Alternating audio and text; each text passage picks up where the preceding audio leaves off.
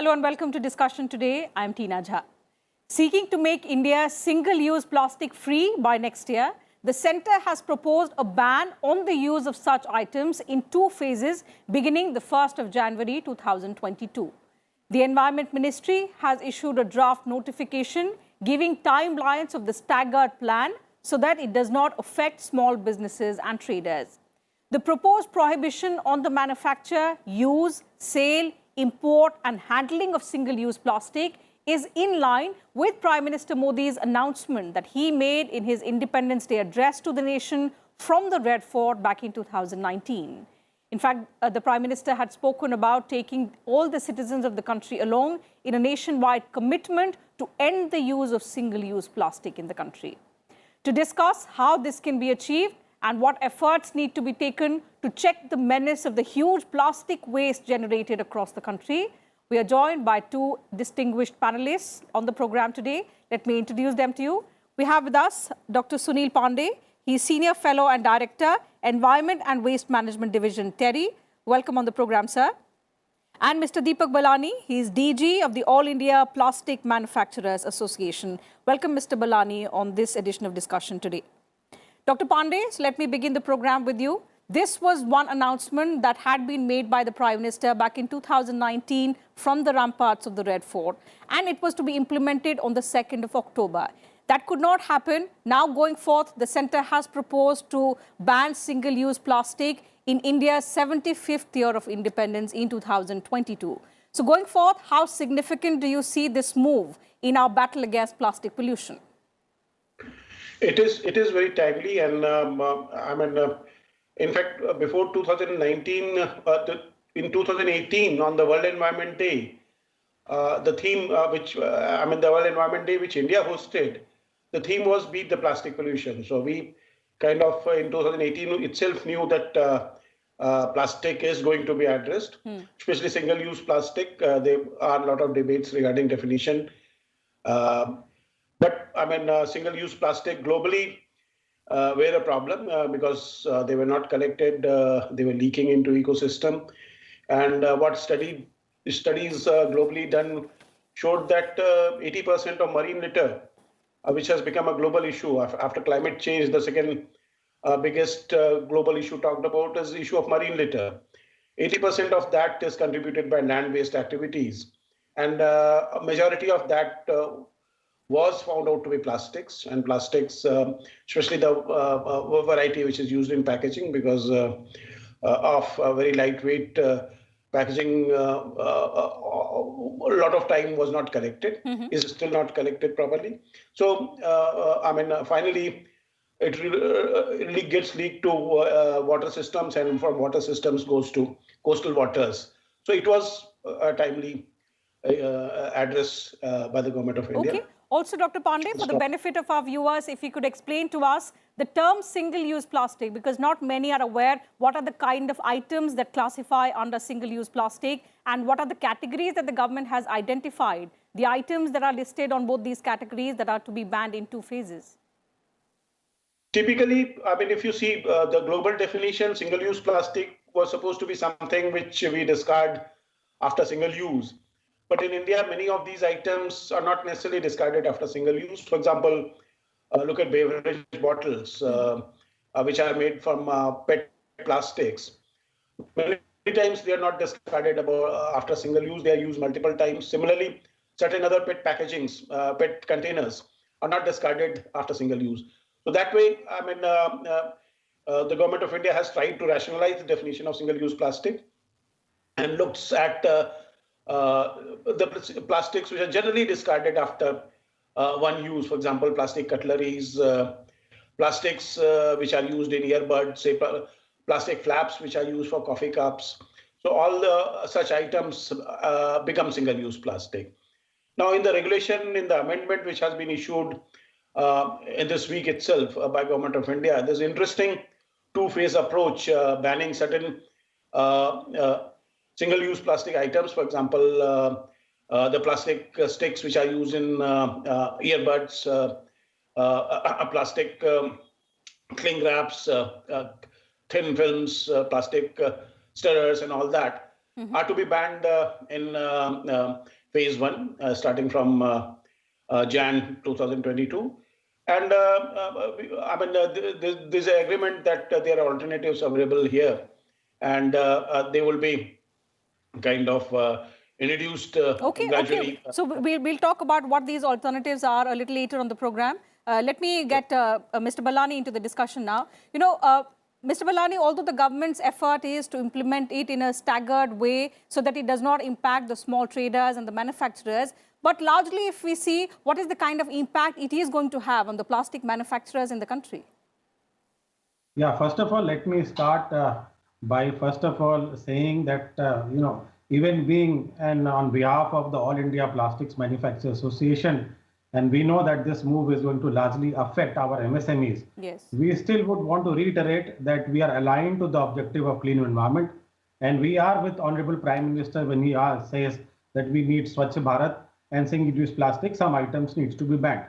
However, we should not see it from the context of, we should not make plastic a villain. Plastic actually as a material is not a villain. I think the entire narrative is not correct. See, the plastics today are capable of having lowest carbon emission on available material. You take any alternative, you take bamboo, glass, cardboard, they emit more greenhouse gases as compared to plastic. So perhaps we should not really say that plastic is bad and that is why we are banning. The problem is not with the plastic material. The problem today is with the plastic visible pollution that basically starts from littering habit of society and inadequate infrastructure to address scientific waste management of post-consumption waste of plastic through segregation at source, collection and disposable. So somewhere the people, the consumers, the municipal bodies are largely responsible for the plastic waste management, which now has brought this entire thing to banning of a certain product.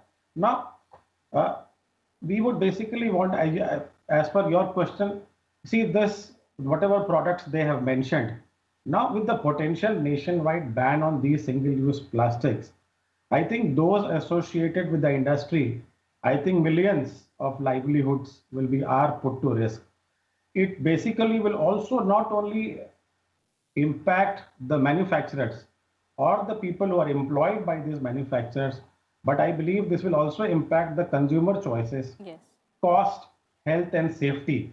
And so therefore, we still would want to recommend to the government that the prudent way forward is not an outright ban, but rather finding solutions to the problem of waste management. Having said that, we feel that whatever products have been listed, at least 1 million jobs are at stake here, with almost 6,000 to 7,000 of MSMEs.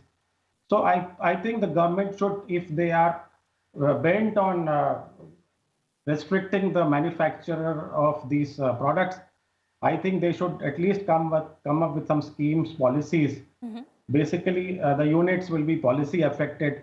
So maybe a revival package or a financial aid so that these units could diversify into some product, and there should not, at least very least, disruption should take place as far as this MSMEs are concerned. Okay. Dr. Pandey, do you agree that, the plastic per se is not the villain, but here the waste management system needs a relook? And if that is checked, the use of plastic, the manner in which its collection, the collection of the plastic waste, that is sort of reconsidered, another approach is adopted, it could solve a lot of our problems? Agree to some extent, because actually the plastic per se, those which can be recycled, those which are already recycled are not a problem at all. Problem comes when the system, the waste management system is not able to collect such similar plastics, which are often termed as single-use plastic, which are leaking into ecosystem. And there are studies showing that if you improve the waste collection system, 25% of the problem, 25% of the waste littering can be captured simply by improving the waste collection system. In the amendment which is recently issued, government is also trying to consciously address that, increasing thickness of certain packaging material.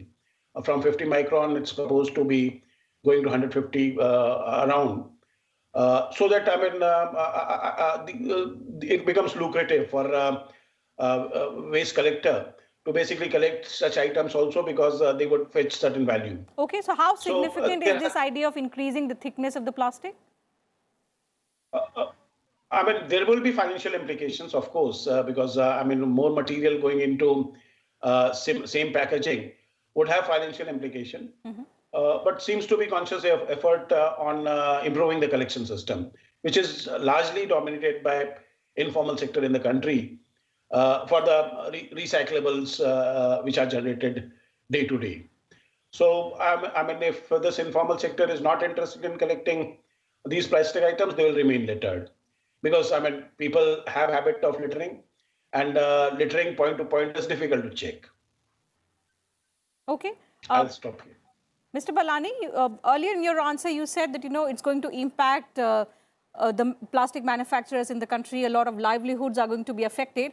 But this is not something that the government has, decided overnight. It was always on the anvil. And as Dr. Pandey also suggested that, this was something that India had intended to do back in 2018 on the World Environment Day. This was our theme. Then in 2019, the Prime Minister announced it from the Red Fort. And we're going to implement it in 2022. So over these years, I'm sure the manufacturers have come up with certain alternatives. And if yes, how have they prepared over these years to, face this plastic ban that is set to come next year?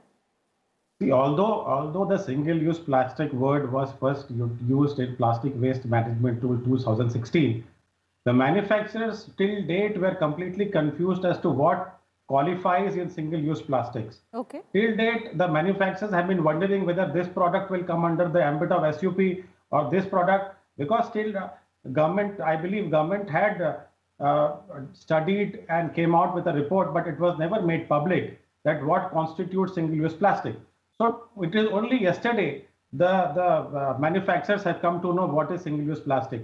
So saying that, we all knew about this and we should have actually diversified is not a correct statement to make, because there was no awareness as to what qualifies for single-use plastic. We should not forget, again, I'm telling you, we should not forget that after March, when the lockdown was announced, these same single-use plastic products were the savior of the mankind. The same disposable cups, plates which you're talking about, which needs to be banned, was basically the savior. Everybody was wanting single-use plastic, PPE kit or whatever we talk about. So please try to understand that, single-use plastic is not something which we knew, okay, we had to ban. So it cannot be voluntarily phased out. I cannot actually close my unit suddenly just in the anticipation that tomorrow this product is going to be qualified in single-use plastic. So that is my submission. So now that you have taken a stand, but still I would say that proper study needs to be done. For example, they have basically said the crockery as a category, if it is a disposable item, should be banned. But I think banning the entire category will jeopardize the industry. So basically, rather than product material to be banned, it should be evaluated and specified on the basis of its volume, weight, size, and shape, so as to exclude the usage of products contributing towards environmental impact. So there are a lot of scientific way of banning things and also ensuring that the industry is not impacted. Okay. Dr. Pandey, a very significant point made by Ballani was the single-use plastic that we are set to ban from 2022 was our savior in the year 2020 worldwide when we faced this unprecedented pandemic. But if we look at it from the angle of environmental concern, has COVID-19 sort of reversed the ban on single-use plastics worldwide, and all the efforts that were going on in different countries since decades have sort of been undone because single-use plastic became the savior? Yes. I mean, it has been, this has been the case because be it the face mask, be it the coveralls, be it the gloves and all those materials which were used for medical camps and for hospitals and home use were mostly single-use plastics.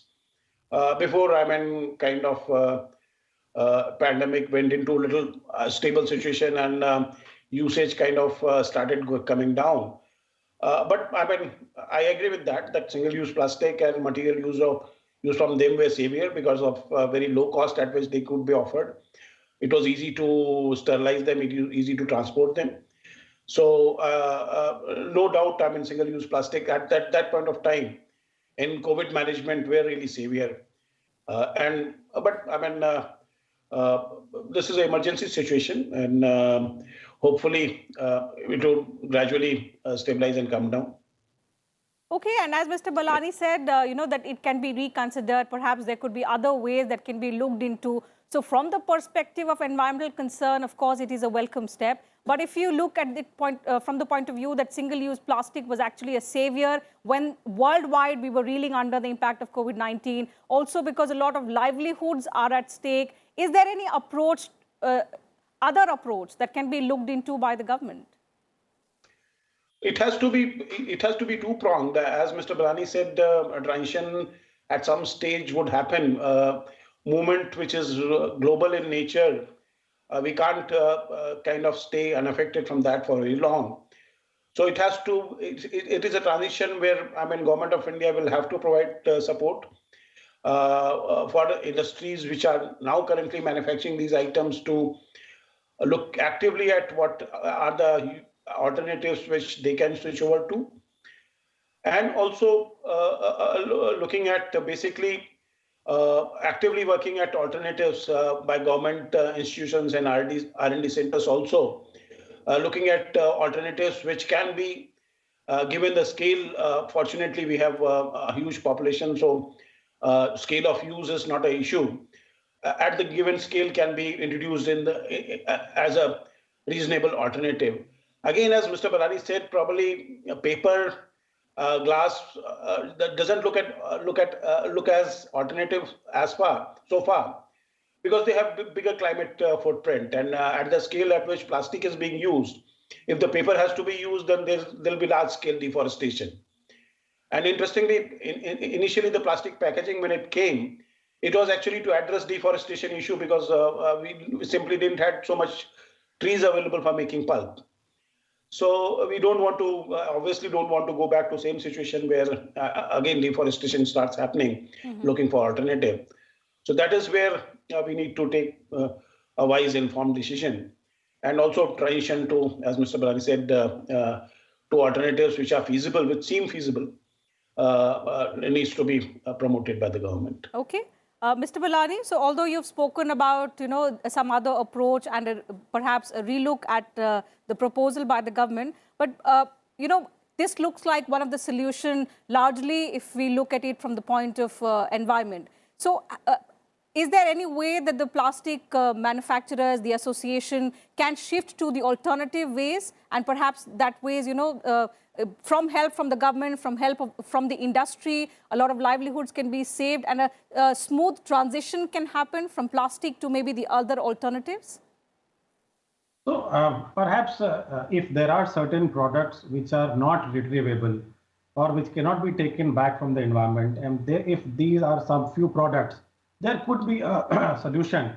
Those units could be encouraged, could be helped to start manufacturing some related project or products, which basically can, and in the interim period, the government can definitely give them incentives. So that could be a solution. Having said that, I still maintain that, for example, they have left out compostable plastics out of purview of EPR, Extended Producer's Responsibility. So similarly, the same needs to be done for the products, for those plastic products that are 100% recyclable.